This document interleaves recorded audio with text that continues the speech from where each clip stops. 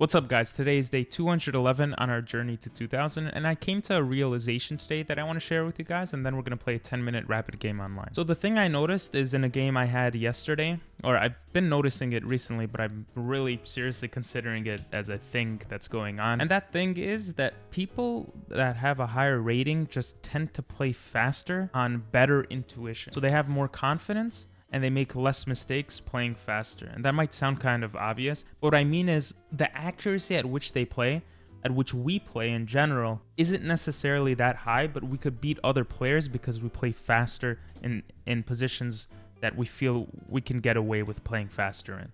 So there's like this confidence level, there's this idea of, I don't know, kind of knowing generally that if you do a certain move, it's okay. And I'll show you guys what I mean. I played this game yesterday against a 1475. This was a blitz game. I don't play much blitz, but my highest rating in blitz was around 1400. So this guy is essentially 100 points higher than me, especially now, or before we battled each other. And in this game, he makes this mistake, and he's basically trying to flag me. He's playing fast the entire time. So I kind of respond playing fast as well, which I tend to do in blitz anyway, because I play more so for intuition and just to play for fun.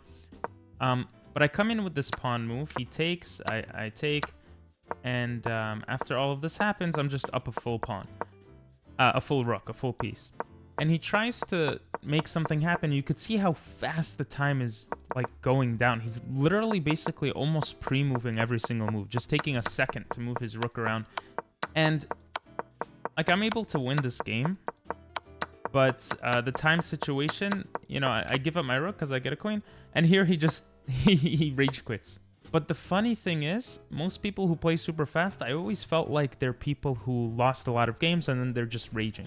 This guy, before versing me, lost one game, but before that game, won a bunch of games. So it's just really, and his rapid rating is 1800. And I looked at one or two of his other blitz games. He plays super fast. He beats people by flagging them. And it's just super like interesting. It's like you could study chess and all this stuff, but when you get into a game online that's not a 30-minute game or maybe a 15-minute game, then it's just about speed a lot of the times and getting into your opponent's head. It's very weird. I didn't think it was a huge factor, but I'm starting to think it really is a big factor. Because also when I was close to being an 1800 rated player, I didn't have that many impressive games. The accuracy wasn't that high. I think I just played with more confidence and I played faster. But anyway, let's get into today's game. I talked enough, and let's see what happens. Also, I zoomed in my head because I forgot to do that. So we're going up against a 1749 rated player, and we're going to go into the Pirates and see what happens here. So nothing out of the ordinary here. For some people have been delaying. For some reason, people have been delaying this move. But this is the classical variation, so nothing too crazy. In the castle, we'll see what happens. Okay, this move is a little weird. Usually the bishop will come here. It's putting more pressure for a push here. So let's think. Here, takes. Maybe knight comes here right away, targeting this bishop. Yeah, I'm not sure. I want to bring the knight here. If he pushes, we come here. Takes. Or maybe we just castle first. Let's castle. Okay, we're going to come here, targeting the bishop. If he takes, we just take back with two center pawns.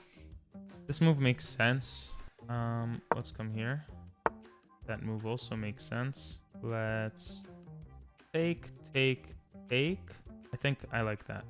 So the idea behind this is to get rid of the queens, so this is not as annoying as a target, right? So I take here. That way, if he takes with the knight, I take with the bishop.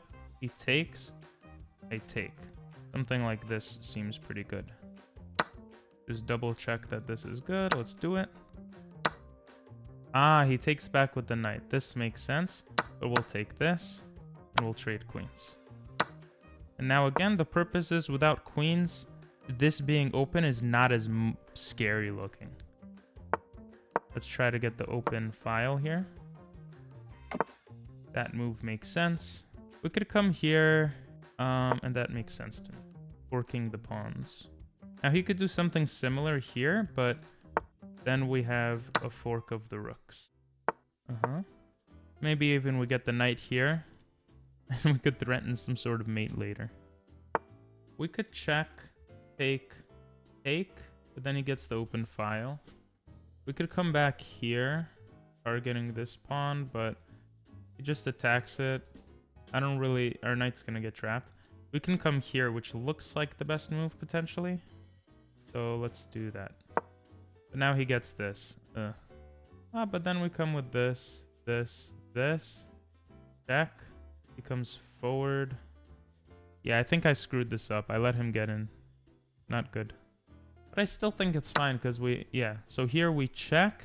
He blocks. I think it's his only move. Otherwise, it's a checkmate. We come back attacking the knight. He can move the knight. And then we'll pick up the pawn. And now we have this fork. I think his best option is to get the knight out of danger. Something like knight c3 or knight c1. Lose this pawn. And then keep playing. Yep. I didn't see that, to be honest. There's this knight move. He can bring this here. I can pin. He could bring it back. I could come here.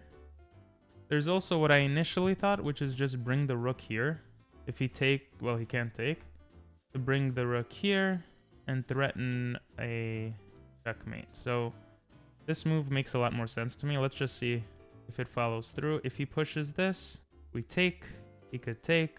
We come here. He could check. We come here. He could push this. We could push forward and just continue concentrating on this. Now going for this looks pretty nice. I'm not gonna lie. Pinning it. But then he has... No. Then he'll come back or he'll come here. No, he can't go there because of the knight, so he'll come... Oh, and he can't go back because of this knight. Wait, this might actually be a great move. Yeah, I don't see a way for him to counter it, so we're just going to do it. I think it's better than bringing the rook out right now. Oh, but I have to be careful. If the rook comes here and I give a check, my knight is still in danger, and it has to protect the rook. Yeah, so now... Well, he did what I expected. That's good. I didn't see that move. So we can come... Now we could bring the rook in. And what do you do as white? Aren't you going to lose the rook? You come here, we fork and pick up the rook. You bring this, we just take it. What if we check, he blocks, then we take? Wait, does that make sense? If we take, he takes. We could check, he comes here. It just continues. But if we check, he's forced to block. Then we take. If he takes... We take, he takes. No, that doesn't make sense. So we have to take. Now we come here. And that should be completely winning. He's going to check me probably and then maybe resign. Let's go. Let's go. Bro, we're catching up. We're catching up back to 18 or 1797, which was our peak. And I think this is our highest rating in a while. So... Let's review the game. I played with 83.7% accuracy. Our opponent played with 74.8. He had 2 blunders. We had 0. We played like a 2100. We had 1 miss and 3 mistakes. So let's go over it. It was a short game, but let's go over it. Okay, this is all normal. Wow, knight h5 was the best move. The bishop move was okay, but they wanted me to develop the knight, which I considered a move earlier, I think.